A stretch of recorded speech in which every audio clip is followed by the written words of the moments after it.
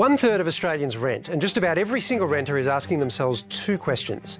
When will my rent go up again, and will I be able to afford it? According to the property data company CoreLogic, the median rent nationally has increased by $225 a month in the past year. There should be 150,000 rental properties available, but that has fallen to 100,000. Dig a bit deeper and you'll find a chronic shortage of affordable social housing. Government housing has fallen to just 1.8% of all building approvals. Add to that a post-COVID surge in immigration. Most new arrivals to Australia are renters. So with fewer homes and soaring demand, it's no wonder people are being pushed to the brink, financially and emotionally. The crisis has left many renters feeling they can't complain about price hikes or things like mouldy roofs for fear that they'll be evicted and end up on the streets. And that is where we begin part 2 in our series. I think this is just breaking point for renters at this point, and I think that we're all getting a bit fed up and we're getting a bit angry. Rental vacancy rates at historic lows. The cards are stacked for the homeowner or the landlord or the investor. No one's representing the renter side of the story. More than 40% of low-income households are now in rental stress. How did we end up here? How did this happen? And when is it going to change? Something has to change here.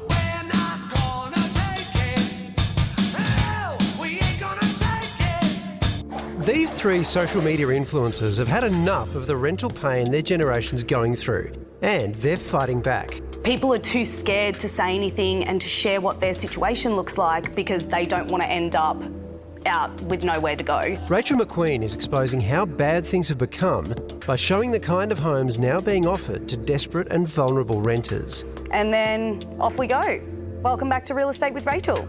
Her F-bomb-laced show-and-tell videos have been watched by millions on TikTok. I have no idea how this level of black sludge gets on a ceiling fan. A gas cooktop with a curtain behind it. This is the things that people want to say, but they feel like they can't say. Dwellings that people should not be living in and not paying money for, and the greed of people who see an opportunity right now and are willing to take it no matter what the human cost of that might be.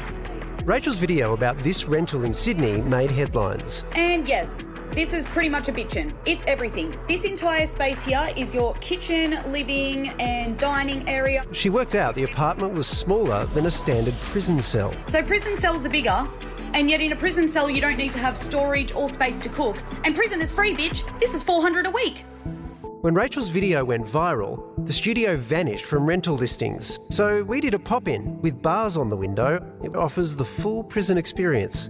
I've been a renter in Sydney for about 10 years, and I know that properties often don't do the basic things that housing is supposed to do, like keep water out or, keep the cold out. CoreLogic's Eliza Owen has spent a decade researching housing trends.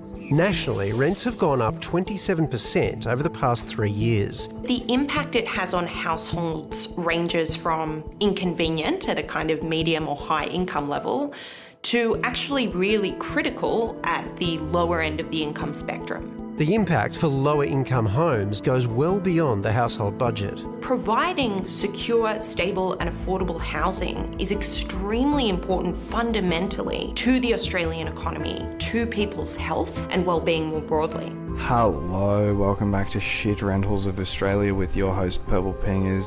Melbourne-based lawyer Geordie Vandenberg, aka Purple Pingers, has been whistleblowing extreme rent hikes and dodgy rental properties for nearly 3 years. As you can probably tell from the mould in this photo, we're in New South Wales to start off with. Hey, renters represent 30% of Australia. It's a large portion of Australia. It's a large portion of voters. Maybe we should pay attention to them. Do you see yourself as, fixing some kind of power imbalance here?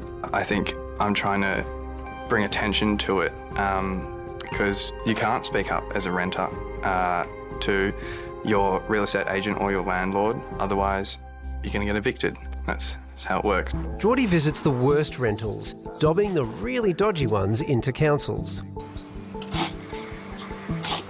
The residents of this house were told the rent was going up from $350 to $450 a week. The extractor fan doesn't exist, but a possum lives up there. This is the second kitchen. You could probably feed a family of 4 with the mould on the roof. So you did a video on it? Yes. What happened? They offered me money to take the video down I didn't accept that. I did ask them how much. What did they It say? was like $200. It's like, oh, it's not, doesn't mean that much to you then. What would your price have been? At least $20K, give it to the tenant, Right, and then find them a new house. When tenants of this house resisted a rent increase, Check with the shower drains too. they were sent an eviction notice. Clearly you're highlighting really extreme cases, right? I wouldn't say that. Oh, really? I would say it's quite common, yeah. Sydney renter Chantel Schmidt had mould and water leak issues, but was still hit with a $350 a week rent increase. Where do you pull that money out of your ass? Like, it's not happening, right? Chantel decided to go public and document her fight. From what I'm hearing, the best thing we can try and do is negotiate or go to tribunal. I really wanted to set a precedent, right? I really, really wanted to get a great result, empower renters across Australia. Chantel took her landlord to the New South Wales Civil and Administrative Tribunal, which ruled the rent could be raised by $300 a week. Of course, I was pissed off. When we got that result, we were like, all right, let's call a spade a spade. It's time to go.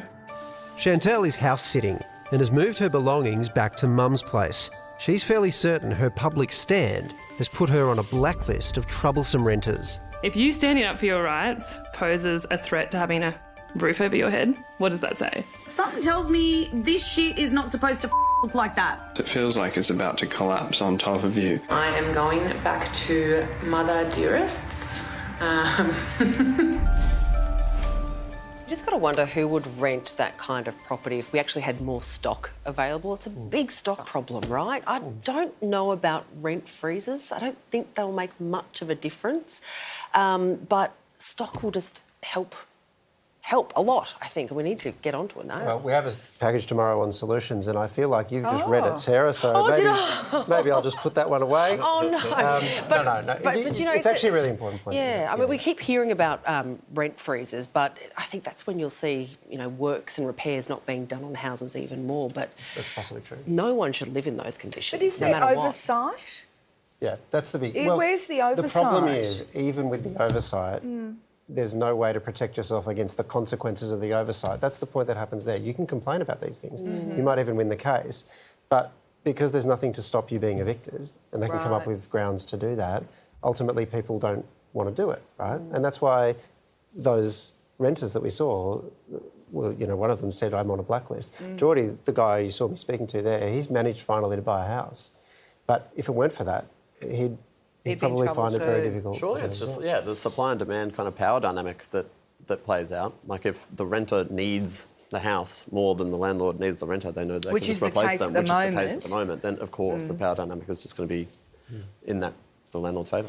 Is purple pingers the new Robin Hood? I love purple pingers. He did write a very serious... He's a lawyer as well, right? He's legally trained. That's on the top of his No, it's not. But he did write a complaint once, and he said maybe they would have taken me more seriously if I wasn't called purple finger.